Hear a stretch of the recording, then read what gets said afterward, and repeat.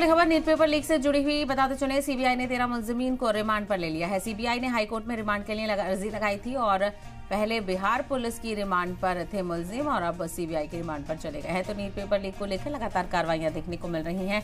हालांकि एनटीए की तरफ से हलफनामा दाखिल किया गया था कि गोधरा और पटना में ही बड़े पैमाने पर धांधली हुई है, जिसका बहुत बड़ा असर नहीं हुआ है।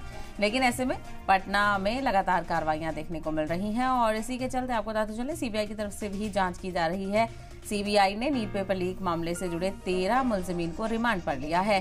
सीबीआई ने हाई कोर्ट में रिमांड के लिए अर्जी लगाई थी, जिसको मंजूर कर लिया गया है और पहले पुलिस रिमांड पर थे ये मुलजिम और अब सीबीआई भी इनसे पूछताछ करेगी। सीबीआई भी नीट पेपर लीक मामले के कई खुलासे कर सकती है। लगातार इसको लेकर कार्रवाइयां देखने को मिल रही हैं और मुल्क भर में काफी तनाजा भी देखने को मिला था। नीट पेपर लीक को लेकर सरकार से भी कई सवाल खड़े किए गए थे और ऐसे में ये मामला ज़ेर-ए-इल्तवा है सुप्रीम कोर्ट में। इसको लेकर सुनवाई भी लगातार जारी है।